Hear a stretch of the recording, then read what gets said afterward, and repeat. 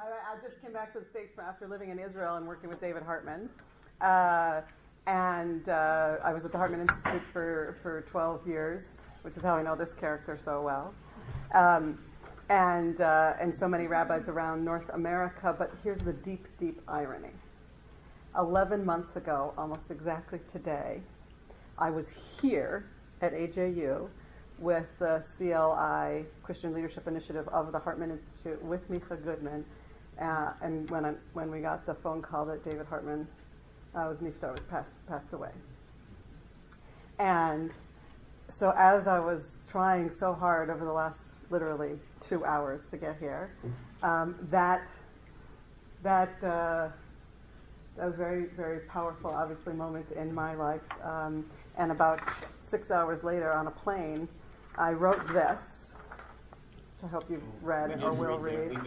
We've been reading his stuff. But after class, if you, I do want to ask you to read this because it really shares a lot about my relationship with David that I won't have a chance to share with you more personally today because I really don't want to have any more Biddlesman in any way. I want to help us dive into our sources immediately, and I want to make a couple of arguments about his theology of covenant. But of course, I do have to tell at least one story that I think makes this so clear. And how many of you have studied at the Hartman Institute? Great. How many of you heard David Hartman's story about Tisha B'Av and the Rav? And how many of you have read, right, you can probably tell it yourselves, and how many of you have read Auschwitz or Sinai? His most famous essay, and I want to actually give that as an assignment this week before Shabbos. You must read, it's in here, Auschwitz or Sinai, because it was written in 1982, right after Sabra and Shatila, who was held at least partially responsible for that horrific massacre in September 1982,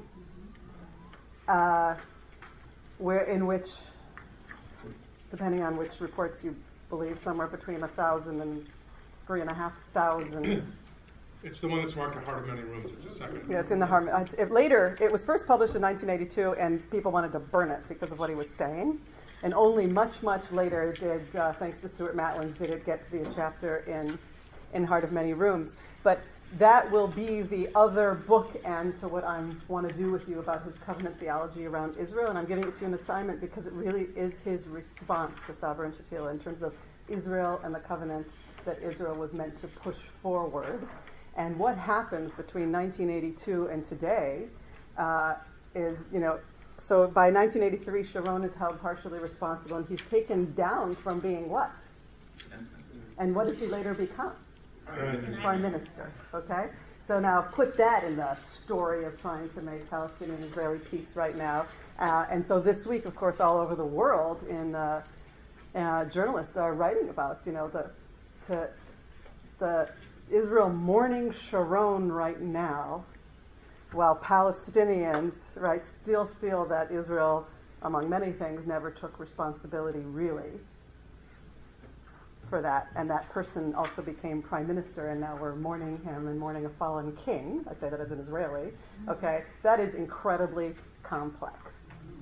And that is really the beginning, for those of you who have been doing and have done I Engage in any way, 1.0, 2.0, I Engage is the Hartman curriculum about the new covenantal relationship with Israel. I consider this 1982 essay that you're going to read as our bookend to be the foundations of what then later becomes I Engage, okay, in terms of the Hartman curriculum about a new covenant for Israel. So, but now it's only I'll actually begin even earlier. It's 1956. Soloveitchik, the Rav, gives what becomes a famous address, Kol Dodi Dofek. It becomes later called that, in Yiddish originally, at YU, or actually as part of a Zionist meeting. It's 1956. He gives this lecture, actually, most people say it was originally given in Hebrew. It turns out it was actually originally given in Yiddish, later written in Hebrew, and most of the world has read it in English. Okay, and in 1956, he writes Kol Dodi Dofek, and in that he makes this the heart of my beloved Nakas, Kol Dodi Dofek. And he makes this powerful argument that the Jewish people have been in a covenant of Goral, of fate, He makes a bunch of very powerful arguments, but the main one relevant here is that Soloveitchik says the people of Israel, the Jewish people, we were in a covenant of Goral, and because of the establishment of the state of Israel, we now have the possibility of a Brit, not Goral, but a Brit Yi'ud, a covenant of destiny. We now, he says in Yiddish and then in Hebrew and then in English, this becomes crucial for Hartman, okay? We now have, because of the establishment of the state of Israel, the opportunity for a new covenant. Radical. But Hartman takes this very seriously. That's 1956. Most Jewish thinkers, the ones that we've all studied and care about, and on whose shoulders we stand, did not yet understand the theological significance for covenant of Israel that way. So Hartman, student of the Rav, then after the glory of the victory of 1967, visits Israel. He's now a rabbi in Montreal. He visits Israel. It's 1967-68. It's Tisha B'Av, and his congregation in Montreal is commemorating Tisha B'Av. So what are they doing? Like any good Orthodox congregation? Sitting on the floor. Mm-hmm. They're in mourning. They're in mourning. The lights are dim. They're in mourning. They're chanting Eicha. They're fasting. And Hartman, at some point, having just come back from post-67 Jerusalem, okay, as he's wont to do. Morley, you going to help me imitate this? Slams his hand on the table and says, I have an announcement. This is classic David, right? I have an announcement. They're like in the middle of chanting Eicha. I have an announcement.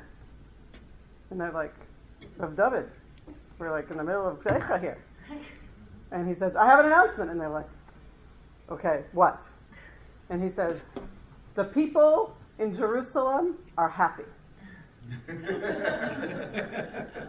He sits back down.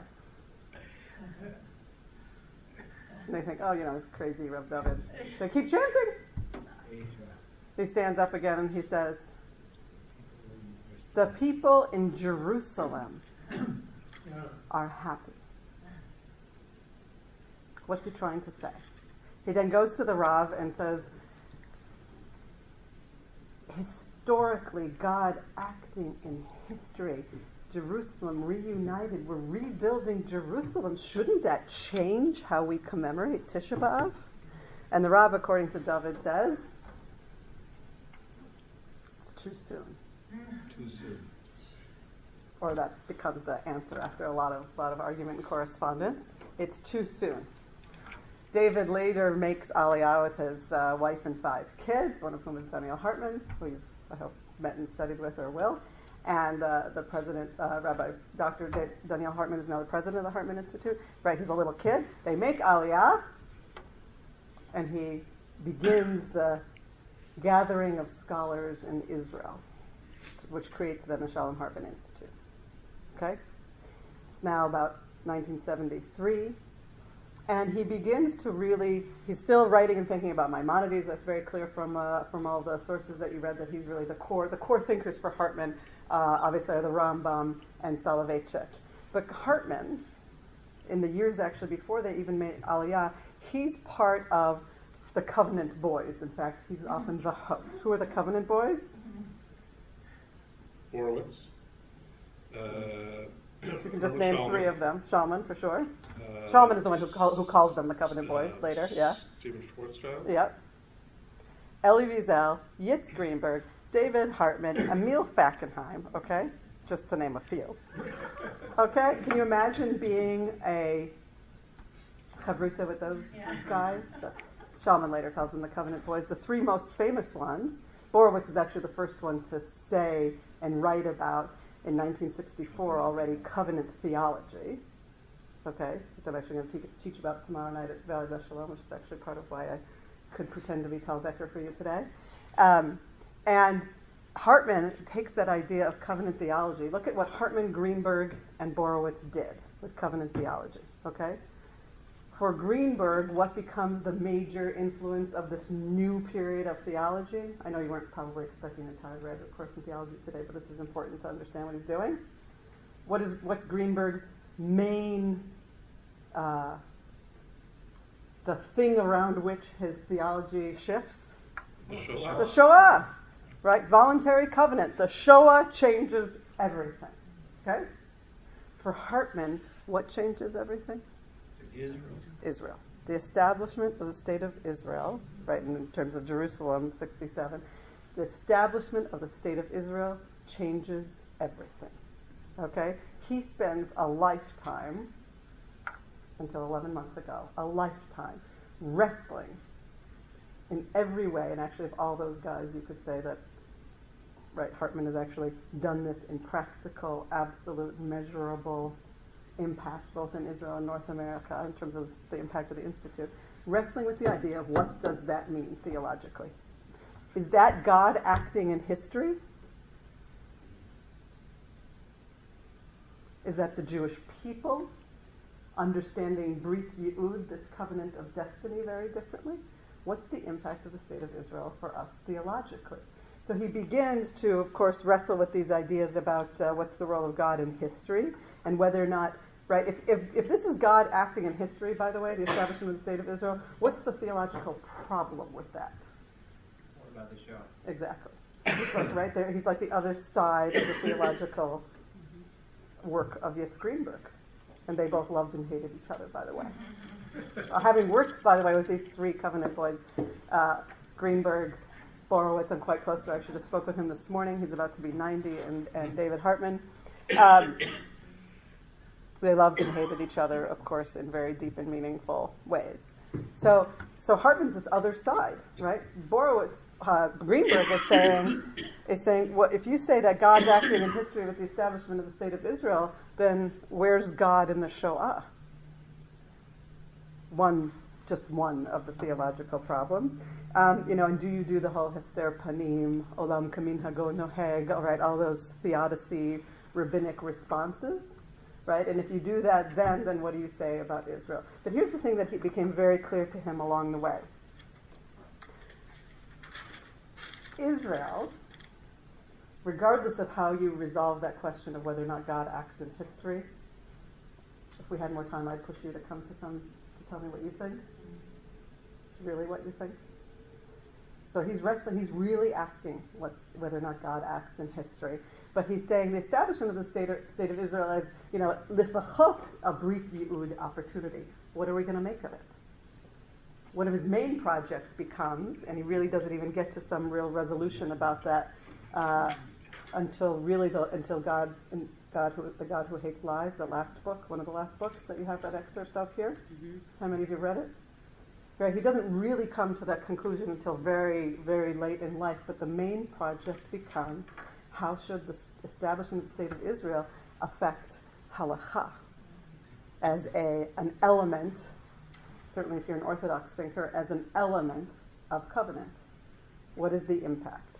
So here's what he argued about Israel, just if I were to take the materials that I've given you, and I've spent the last 11 months, of course, like many of his students, and many even people in the room, rereading all of Hartman, which I highly recommend. And what are his major claims, if you take, and it's actually quite consistent on some level, but you also see a real development, okay? His claims are, 1, Israel allows for, you ready? I'm going to give you 5. So if you're the kind of person who wants to write it down or teach this later, here they are. 1, and I'm doing this, I apologize, shorthand. You can blame it on the 405 if you want to, whatever theology that is. I did write that in an SMS while I was trying to get here, that I found it ironic that as I was trying to, at a stoplight, write the SMS while there's a policeman behind me saying my GPS got down and led me up the wrong side of the mountain to a dead end. The GPS, as I'm writing GPS, it gets auto-corrected to? Yes. Okay, so I apologize. So God and GPS are responsible for the fact that I'm doing this very quickly. You ready? Okay, you can blame whichever one you want. Yeah, exactly. I'm like, where are you, God, when I need you? And here I am like, I'm in deep mourning about Hartman, who's wrestling with God while my GPS is not working. Anyway, 1, here's what it does. So, right, what can we possibly say, right, if we say that God acts in history, in terms of the state of Israel, then what's the religious significance of the state of Israel? Whether you say God does or doesn't act in history vis-a-vis Israel or Auschwitz, what can we say is the religious significance of the establishment of the state of Israel? Okay, don't forget he's doing this in the context of the religious Zionist community and also wanting to be sure that what he's saying has meaning for two other major, at the time, much larger populations, namely secular Israelis. Secular Israeli. In a way, he's kind of a Rav Kook of our time. What is the religious significance of the establishment of the state of Israel for secular Israelis? Right? Just to, speed forward to today. 3,000 Israeli high-level IDF officers are trained by the Hartman Institute. The Hartman Institute is in 90-some secular Israeli schools with a Judaic studies curriculum. Okay, deep, ongoing 40 years of concern for secular Israelis. Okay, so what does it mean for secular Israelis? And of course, third population that he wants to understand what its religious significance is. You. Gola. I don't just mean you in the diaspora. He would never have said Gola, by the way. He would say diaspora, and his son even now today doesn't say diaspora. He says world Jewry. I'll come back to that in a moment. That is from his father. The three populations are world religious Jewry. Zionists, Okay. secular Israelis. I see. But world Jewry. But when I say you, I actually mean you. For him. You is he was in deep, ongoing, loving, frustrated dialogue with you American rabbis. You were a huge significant other. You, we, the collective. Huge significant other for him. A partner of dialogue, and he wanted to be sure that what he was saying was of significance not only to the laity, but especially to the rabbis. He cared much more what liberal rabbis thought, knew, didn't know than anything else. When the Institute, like most institutions, hit a crisis moment and had to imagine what's really their core business, he walked into my office and he said, I was sitting with Danielle, and he said, you can do whatever you want to any of the other programs of the Institute, but don't touch the rabbis. And the rabbis are not a major source of income, really. Or certainly not, then. It was like way before the big I Engage project. But don't touch the rabbis. Right? It cost the Institute $500,000. Don't touch the rabbis. Okay? Core mission of who he was in conversation with. I'm just giving that because you all, run institutions and programs and deal with economics and theology too, right? That's David Hartman for you. So, what's the impact? Ready? 5. There are 5 items. 1, a social framework in which to fully evaluate the claims of Judaism. Right? If you don't have full sovereignty, no matter how comfortable and happy we are driving on the 405, or wherever we are, running our communities even with full democratic, pluralistic freedom, you still can't fully test the claims of Judaism. It's only when you have a Jewish sovereign state that can you fully put all the ideas and claims of Judaism into the public sphere. Those are the ones that are or aren't going to control the economy, the healthcare system, the military, education, right? You can only fully... Would you read the point? Israel gives a social framework in which to fully evaluate the claims of Judaism. These are related. You'll see how they're related. 2, I'm going to go through them all. How about that? And then you can clarify. 2, Israel allows for a broader range of covenantal responsibility. Right? So it is a new covenant because even just with item number 2, with claim number 2, it's changed entirely. Now you can fully evaluate, because it's being played out fully as a sovereign state, the claims, the ideas, the ethics, the values, the text, the mitzvot, if you will. And 2, now you can have a broader range of covenantal responsibility. You can send the planes to Entebbe. Mm-hmm. You can send your medical teams to Haiti, to Japan, to Turkey, to the Philippines, right, thank you. to the Philippines. You can and do that. You could have a covenantal responsibility for Jews wherever they are and for people wherever they are. You can act in the world. So that's number 2. 3. Syrians. The Syrians coming across the Yes, shore. yes. Well, and the refugees, and exactly. Those are the immediate examples. By the way, it's not so simple. Who says it has to be? Right. Thank you. What's your name? Dan. Donnie what? Middle. Absolutely. 3, ready? We'll come back to that. 3, this is very much like 1, but it's a greater opportunity to test the viability of the ideas also, right? So that's related to 1. It's a framework to fully evaluate the claims, right? And to really put them out there and do them. And 3 is to test them, okay? 4 is, you would think would be number 1, but it's only 4. 4 is that, okay, it's a focal point for the ingathering of the Jewish people. And he didn't mean that in the Ben Gurion sense of, or the Herzlian sense of the ingathering of the return of Aliyah to Israel, but as a bicentric Jewish community, it will be a focal point where any Jew who needs to or wants to can come to Israel.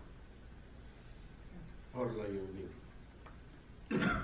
Or Liyudim. For good or just occasional?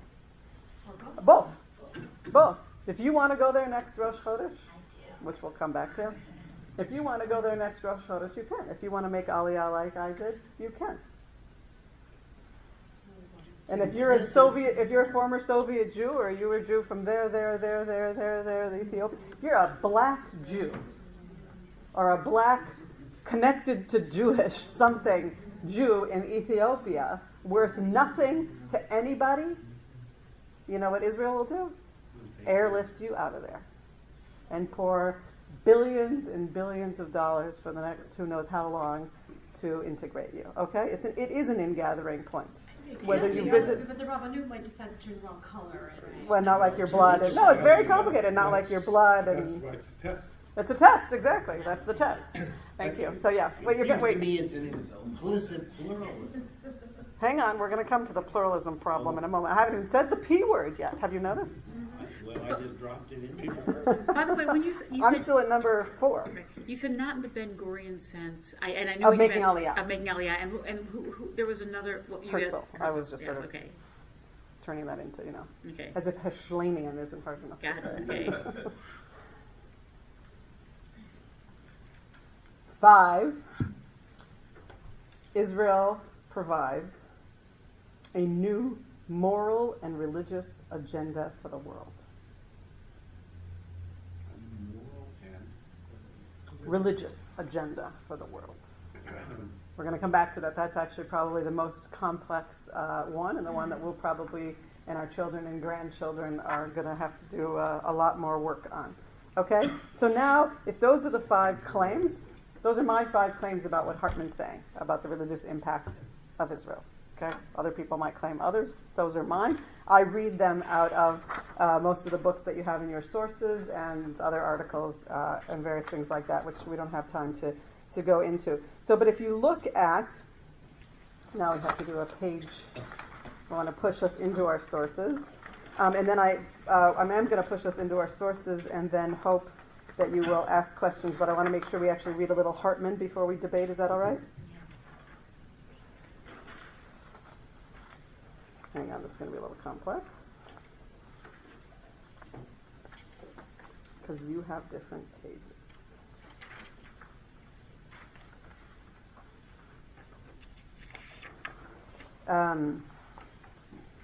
We can translate the pages. Yeah, no, it's not working because they're not all here. Okay, so you're just going to have to trust me on this, and then we'll come back to what you did read, okay? We don't have pages of it. We only have I know. pages of the original. No, I know, and then it's the whatever. Okay. So let's turn to your text that you did read, because I want to make sure that we address that. Look at, it's page 147 of Israelis and the Jewish tradition. right? First of all, you see earlier in that section, how many of you have read that book or read it today? Okay, you read some today.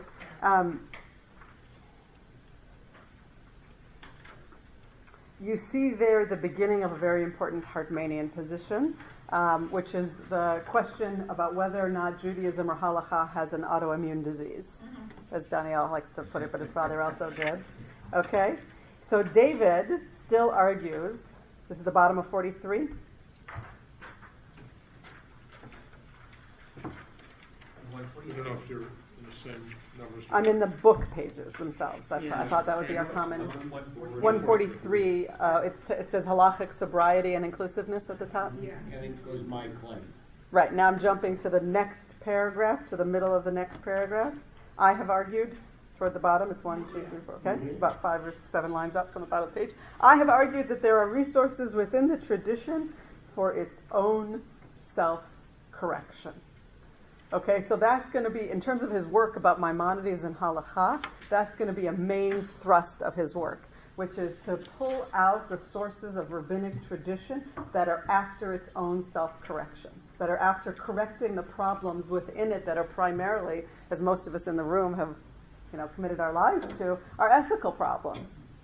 And that Halakha was meant to evolve. But he, as an Orthodox thinker, is saying, let's study the Rambam and the other halachic sources to show that this was meant to self-correct. Okay, one of his famous texts is about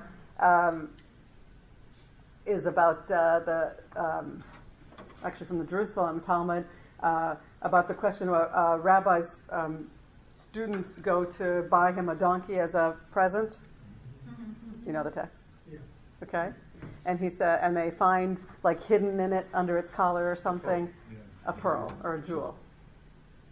And they say, now, Rabbi, you won't ever have to work again. And he says, you got to go return it. I'm blocking on the rabbi in question at the moment. I blame that on the 405 too. And he says, and they say, but we found it, and it was on the donkey of a goy. A goy. We don't have any responsibility for which mitzvah? When it's a goy? Hashavat Avidah. It's a goy. Returning lost objects. So it's ours. We found it. And he says, but they didn't know it was there. You didn't buy that pearl. And then he says to them, we are not barbarians. Okay? Meaning, even if the halakha says that we don't have to treat the non-Jew ethically in that case, still, right? We have to treat the non-Jew ethically. Exactly. The actual teaching is right, and this is much more than Lifnei Mishurat Hadin. There's a deep ethical thrust about who we are. And that's just one example of a text that Hartman loved, and I think quotes in just about every book.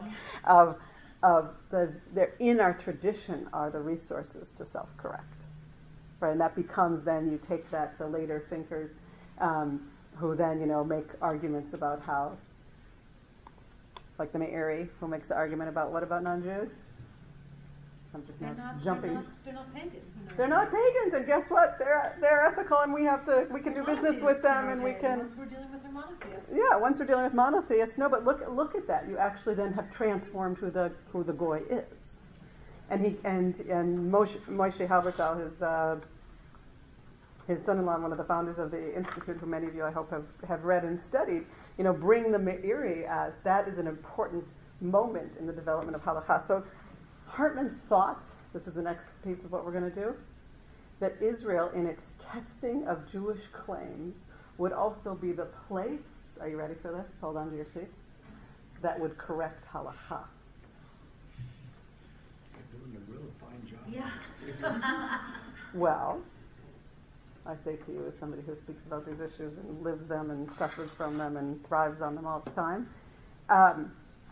yes and no. Israel was meant to correct halachic problems. And he saw the diaspora, and you all is very important in this, right? if there's an ethical illness, this autoimmune disease, and then you go out into the world and you can actually test it, and he loved to say expose. We live in Israel in total exposure. Especially he says that in this 1982 essay, right, when now tanks and dead bodies are on the front page of the New York Times. And he considered that to be an opportunity to self-correct, to do cheshbon nefesh. When we do something wrong and we're called on it in total exposure, right? The 1982 essay is of Auschwitz and Sinai after Sabra and Shatila is, if you live in total exposure and you actually have sovereignty, you should be able to do what? Free choice. They didn't shoot them. Free What? will. Free will to make your own choices in our state. And when you make mistakes in that horrific case, right? Israel called Sharon on that and said, we made a mistake, whether we allowed for it, the power vacuum, whatever it is, did the fences, didn't the fences, I won't go into all the arguments either way. But if you live in total exposure, then things will get tested. Those are points 1, 3, and 5 in a way. Practices, ideas will get tested, and guess what? We might be wrong. We might be wrong. We might maybe do something wrong. We might be wrong about women. We might be wrong, halacha I'm talking about, okay? We might be wrong about women, if you go and test that in the world as a democratic nation. We might be wrong about the non-Jew to some degree. Isn't the Meiri a good case? We might be wrong about all kinds of things. And if you live in total exposure and try to do that as a democratic sovereign state, then it should correct halacha. Yes, question. The essay, Auschwitz or Sinai, was written... Right after Sabra and Shatila. Right, so it was before the Kahn Commission. Yes. And it, therefore, is the guiding Absolutely. principle behind it. I think so. Okay. Especially because That's what I Moshe and others were involved. Absolutely. Thank No, excellent point. When was that? We're going to have to touch on the 82 and P 83. word. Right. Sorry. It's around the same time, but I just want to say about this essay. I'll come back to you in a minute. He puts this essay out there about how important it is for self-critique, and maybe we're wrong. And the argument, by the way, is the problem of hiding behind never again, the world stood by, who are you to judge us? Kind of thing, right? He's critiquing that sensibility and saying, do you want Auschwitz to be your orienting thing? Or is it really Sinai? Did we come back here to create this ethical society? That's our orienting principle. Not that we don't more and all this thing, but that our orienting principle, our orienting primary category can't be Auschwitz. It has to be Sinai. Okay, so that's part of, if you were to play these ideas out, when you test it, you can also test when you're putting the wrong things at the center of running a state, right? If Tal Becker were here and not hanging out with Bibi, he would say, he owes me a big one now. I just want to say this is the second time in the last month that Bibi Netanyahu, to speak about Israeli Prime Minister, Benjamin Netanyahu, has caused a huge wrinkle in my professional life. But if Tal were here, what would he say? He would say, we came back to the land of Israel to be a sovereign state, and we're trying to run it like a shul. That this first period of Israeli history, we actually haven't yet really stepped out of the shtetl mentality, right? And if you put that in Hartman's terms, we haven't really stepped out of look at the parallel to the Tisha B'Av story, Auschwitz being the orienting category. Okay?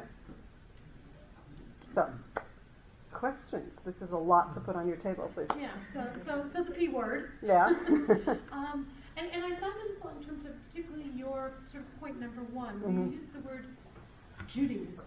Yes. As if that were some something clear, boundaried, obvious thing that we could say this is Judaism and this is not.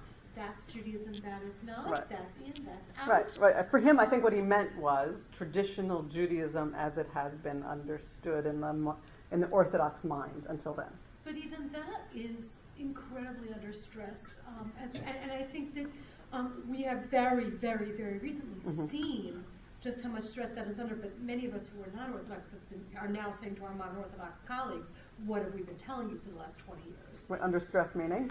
What do you mean? Meaning, you have this kind of very extremist, the ends of Orthodoxy are pulling in different directions, and you now see, I think, a major and very politically powerful faction of Orthodoxy essentially reading out another group. Absolutely. Self-identifies very clearly, and self-identified as Orthodox precisely at the cost of then marginalizing people who were not Orthodox and saying, we're not you, we're them, and now them doesn't want to, want this group. So that's several chapters. That makes sense. It's several chapters in Heart of Many Rooms that are actually, some of which are here and not here. No, he said something that you'll love, that I quote all the time, especially when I'm speaking about the interesting case study of women of the wall in terms of Jewish peoplehood. And I also put it in the context of the Soloveitchik idea of covenant, which I'll come back to if you want. He loved to say, how can you say that Reform and conservative rabbis are kosher in Los Angeles? He would say New York in that article. Kosher in Los Angeles and treif in Israel. And he would say to the Israeli government, and later, screamed about the rabbinate all the time. He spent about a decade, actually, I think, about the time. Are we really kosher in Los Angeles or New York or wherever? No, but to Israelis, to the Israeli government, okay? I mean, this is really the issue that's come to the fore because of Women of the Wall in some ways, right? Can you make that argument? Can you say a really valued diaspora Jewry and please give us your millions and billions of dollars, but your rabbis who are fine for you over there, they're not really fine over here? Whatever you say or do, right? Or as Daniel likes to say, Israelis have allowed for this. Yeah, Israelis have allowed for this. I mean, in my identity card, I've been married for over a decade and I have 3 kids, and my Israeli identity card shows me as a single woman, single mother. Okay? And David Hartman was under our chuppah. Okay? Yes. And what? Because Hartman was under your chuppah? No, because there was nobody there who could. Well, there was somebody there who probably could have been accepted by the Rabbanut, but it was halachic but egalitarian, like a ceremony that many of you might call halachic. Your marriage is just not accepted in the state of Israel? Pardon? Your marriage is not accepted in the state of Israel because it wasn't performed by because it's the not. It right can't be Orthodox be rabbi. registered by the Rabbanut then, and all the more so today, right? Because even my modern Orthodox friends, who if my Israeli he's a Reform rabbi today, but then, from the secular world, Israeli husband, even if he might have agreed to have, an Ariel Picard or, one of the modern Orthodox rabbis who we're friends with, go and sign for it,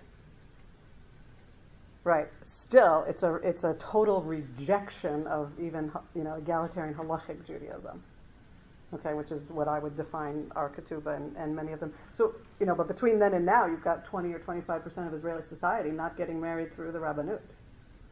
Most of them are doing what we didn't do, which is why I'm considered a single mother. They go to, Cyprus, Amsterdam, New York, whatever, and all of you get you to sign. Your civil authority is taken back to Israel, and then with the right stamps and $36, and then another $72, and then another 45 shekels. You too, I could be recognized, okay? So we're in line to do this in New York. My husband Ofer and I. And it's right after 9/11 also. And in Manhattan. And we're in line with our $36 to pay just happened to be a Puerto Rican clerk. And Ofer, my husband, says, look. And I was like, we've schlepped down here, it's that. And, I mean, come on, you got the pastille, and we've done this. And he says, a Puerto Rican clerk in Manhattan is going to determine that our wedding in Jerusalem, in the middle of an intifada, with 40 rabbis there, including likes of David Hartman, David Ellenson, blah, blah, blah, whatever, that Puerto Rican clerk for $36 is going to be the one who determines our Jewish status in the state of Israel? No. Come what may. So guess what comes? You're Nothing. single. Nothing. Doesn't matter. So we sign a civil. So you did go through. No, we didn't. We signed. No, we said no. You said no, so you left the line. Yep. That's it. Okay. It's you doing what's more, right? Yeah, no. So we'd still have to get again. We signed a what's it called? A Heskem Mamon. A Heskem that should we ever, God forbid, one day get divorced, it's in the civil agreement that he would give a get. Thank you for laughing. Anyway, that in and of itself is, enough to stop most people from thinking about getting divorced. But the point is, Hartman, that just our case being one of them without any real suffering involved and even a tiny tax credit. Like we could be brought to court to pay back that tiny tax credit that you get for being a single mother. But anyway, there are now 20% of Israeli society not going through the Rabbanut. Most of them, guess what? I said this to the chief rabbi to his face. I said, the consequence of one of our problems is that, guess what? Jews aren't getting married at all. Yeah. That's right. Forget what we did and what most people that you now do with you, right? Jews who are marrying Jews are not getting married because of you, Rabbi. I pretty much said that to him. Didn't I do a good job? I did actually persuade his opinion about one thing. What was it? It was last Christmas. And He worshipped the baby Jesus. You actually mentioned it was Christmas, right? No, you know what they were doing? Well, it wasn't Shabbos. You didn't acknowledge it was Christmas. It was December 25th. I just want to say we were in the home of an American diplomat who I can't name, but who I'm friends with and grew up at camp with, and he's from, anyway. So we're in the home of an Israeli diplomat. The chief rabbi around... Former Rosh Hashanah. But I'm not allowed to talk about it. Okay. The chief rabbi wants to talk about women of the wall and really understand it.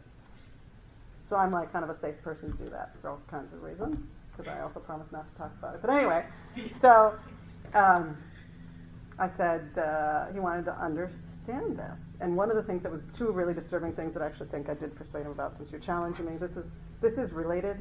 Is this okay that I'm going to tell the story? If you're allowed to talk about it. Well, hypothetically speaking, I once had, because I realized I'm being paid. A hypothetical thing. It's a story. Not about you. Right. But it could have happened that. Might have. That, this is true though, that the rabbinate, though this part is true, the rabbinate in Israel threatens the kashrut licenses of hotels if you allow reform groups to play guitar on Shabbos, or use even their own Torah, or pay the hotel extra money to even rent another room, not the synagogue, but God forbid they're praying together using a guitar, or women are reading from the Torah. Okay, so what's the impact of that, by the way? They don't read the Torah, they don't have their No. service. Thousands of liberal Jews are not spending Shabbat in the Jerusalem area ever. Because the hotels, right, so we go elsewhere. We go to the Moshavim and the Kibbutzim and other hotels. Okay, that's one issue. So I said, I don't know, you're stopping a whole generation of Jews, hundreds of thousands of them, if you put them all together, from ever spending Shabbos in Jerusalem. One. Two, this was the thing, he'd just come back from the Vatican, which he was very proud of. And now you can't use this tape, I'm sorry. You have to protect it. At this moment, we'll take it. Okay. Promise. No, just pause it. So, We're pretty much. I know we're pretty much out of time, so I want to conclude here. I want to conclude for anybody who is interested.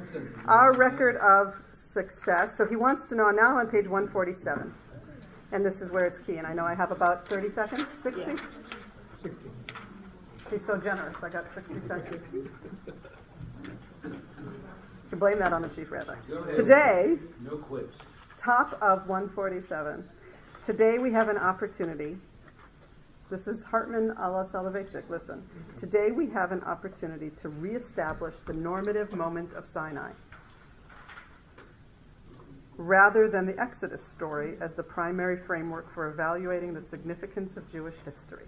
Right, so that's him doing, it's not Brit Goral, because that's what Soloveitchik based that first covenant around. It's all about Exodus and what they did to us and how we respond, okay? Now we could do Sinai. To be religiously significant, a historical event does not have to be situated between the moment of the Exodus and the coming of the Messiah. It can be significant by encouraging us to discover new depths in the foundational moment of Israel's election as a covenantal people. So Israel is providing this new opportunity for, and this is the argument that I have in rereading Hartman. Does he mean it's because we can recreate, return to Sinai, as it were, and redeem it, fix it, repair it? Or is he saying, and it really depends on which Hartman text you're in my reading of it, or is Israel actually a new Sinai because of how it functions, that there actually is going to emanate from Israel, because of its religious significance, a new revelation. It will be law-giving and theologically significant in its own right. And so Israel is going to push halakha and push the Jewish people to, for sure he meant, a new stage in the covenantal relationship. Challenging, yes. Enormously frustrating. He was so furious for many years about all of these issues, very, very furious, as many of you know, on one hand. And on the other hand, it allowed for all of these opportunities for new kinds of Judaism to emerge. And I will say, in conclusion, it absolutely has allowed for number 5, which is to be a new moral and religious agenda for the world by being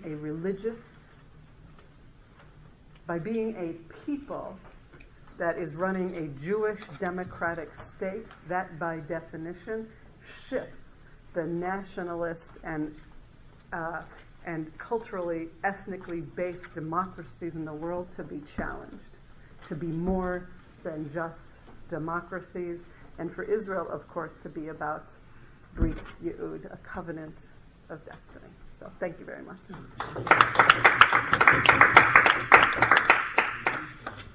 I wanted to say something, and going back to Shabbat Shatila, what you just read, which is something that we cannot forget, and it has to do with this. There was, Sharon Fair, because of the Reida, but that happened because of the demonstration. I think it was on Rosh Hashanah in 82. It was, I don't know if it was the biggest. It was September 18th to the 20th, yeah. Where everybody went out to, of course it was because, Sharon went beyond the 25 miles with his dreams of regime change, and then the straw that brought the camel was Sabra and Shatila. But the Israelis stood like at Sinai to say, that changed Israel. And that is something that we cannot forget, that the Israelis went out to demonstrate. It wasn't like we just they found him guilty. It was, I think it was like 10% of the population went out to demonstrate, and that maybe. Right, that generation, quite literally, is now Daniel Hartman, right? It's my husband, right? They were there, and many people that you know. Yeah. They were there and part of Israeli society, because what's Israeli society saying in the Hartmanian terms, right? If this is what Judaism means, right? If this is possible in the Zionist narrative, we find ourselves, the IDF, on our way to Beirut. I mean, this is how my husband would put it. What are we doing here? Right? And now we find ourselves, if you want to put this in, our immediate terms, 45 years in administered territories, occupying, if you will, another population. I can't figure out how we don't say occupied in any sense today. So that's a test, right? And now that's our next test, right? How are we going to pull back from that? Thank you. A pleasure to be with you. Thank you so much. I owe you an hour. Don't forget your assignment, Auschwitz or Sinai. You got to read it by Shabbos. Can I just ask one question on behalf of the Board of Rabbis? How many of you are students here, HAU, who are here today? I want to just say welcome. I'm Morley Feinstein, Vice President of the Board of Rabbis. Glad you're able to be here. Thank you so much. And there are many, many things that we offer to you, and we're happy that you're here today. Thank you. Thank you. And thank you for hosting us. Thank you for, and by all means, if you end up staying in LA, come talk to us. Come and pay dues. I just want to introduce myself. I'm Marcia. What a joy to learn with you. Thank you very much. Direct me to the story At the beginning, if you go to the Jerusalem Talmud, and so just search the Jerusalem Talmud to, wow, what's the rabbi there? It's going to drive me absolutely Okay. crazy. Very famous. I'll just Google it. Okay. I'm just going to, I'd love to look at it and this If I search it on Margaret. Okay. I'll find, give me your email, I'll find it, because I'm going to remember in the middle of the night, it's going to drive me crazy. Okay. It was 2000 years old, so it was probably more than a couple of I think we are friends in this place. Okay. There you go. We're friends So in you're real in time. Cincinnati? Yes, it's a huge. It's actually, it's a very dear friend of ours who's there. We work Yeah, exactly. Yes, he frankly. So the following year, time goes out because they're done today. Yes. You're first. Yes, Davis, Aris, that's right, it. yes, he So that's what it is. goes way back. That's Yes, what he it is. signed. Take good Yes, care. he signed our ketubah. Yes, he and my husband are best friends. That's why I got so close with Helga. Is when she married Yossi, she started dating Yossi. Yossi, you gotta keep this one. Okay. First time Yossi